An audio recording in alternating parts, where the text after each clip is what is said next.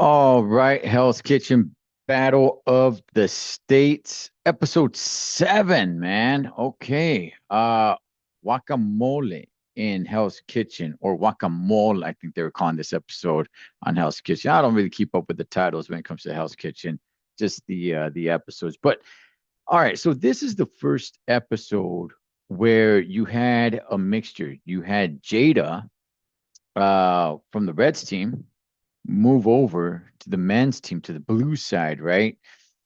And it was like, wow, let's see what happens here. Okay. A lot of times that could be disastrous because that has happened before both ways. You've had guys go over to the red team or a guy, and you've had a girl go over to the blue team.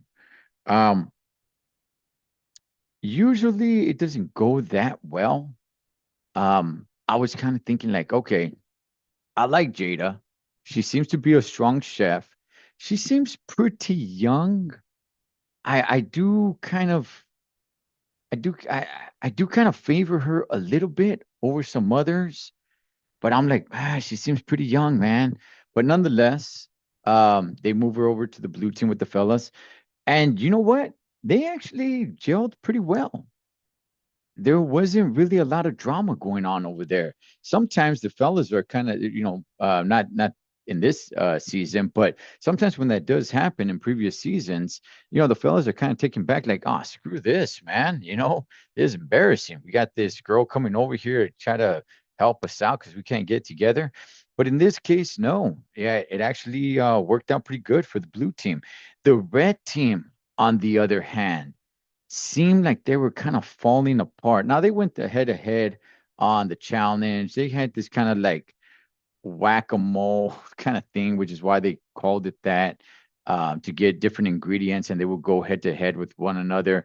And the blue team won, and they were able to go hang out at the swimming pool, get a massage, a spa, and of course eat. While the red team had to make tortillas from scratch, right? And it was for dinner service. Yeah, they had the regular cuisine, but they threw in a little bit of Mexican food in there as well. So when it was time for dinner service, I mean, both kitchens were struggling. Gosh darn it, man. Both sides, both red and blue, were straight struggling. And red team, all the way to the point where they got kicked out. They got kicked out of the kitchen.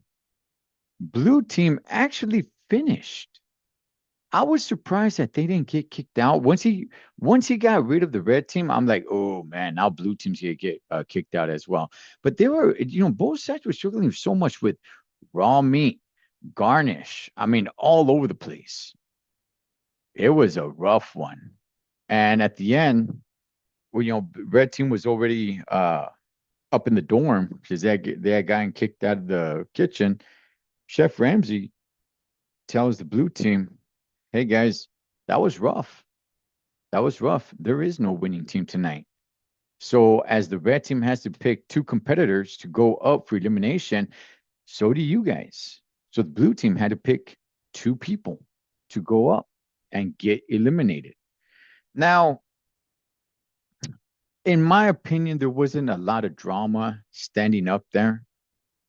You had Homegirl. Gosh, man, her name slips my mind. She's the eldest one of them all, and she's been up there 3 times. Chef Ramsay pointed that out. She's like, "You're always up here. Maybe more than 3 times. I'm not even really sure. She's like, you're always up here." But at the end, and I found this a little interesting. The red team is the one that got kicked out of the kitchen. The blue team is the one that finished barely because they were screwing up as well, but they finished, right?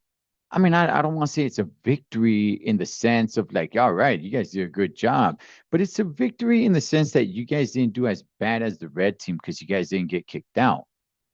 However, the one who got eliminated was from the blue team, and they finished service, and it was John. Now, John was up for elimination last week as well.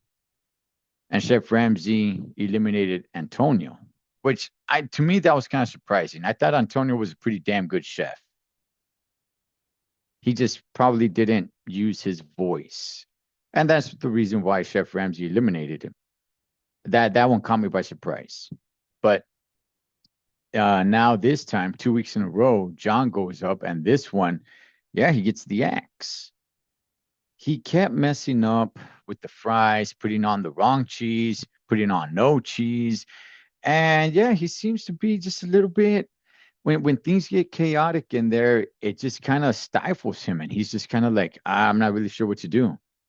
So I don't think it was a bad elimination.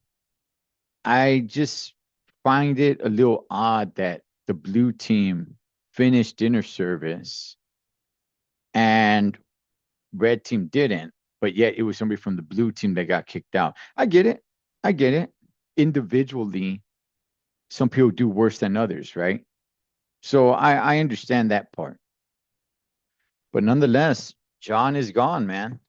And let's see now, because now the spotlight, I think, is going to start burning out some of the people from the blue team. The red team, I'll tell you guys this. The red team seems to have kind of fallen apart without Jada, even though when Jada was on the red team, I did not really see her as the leader.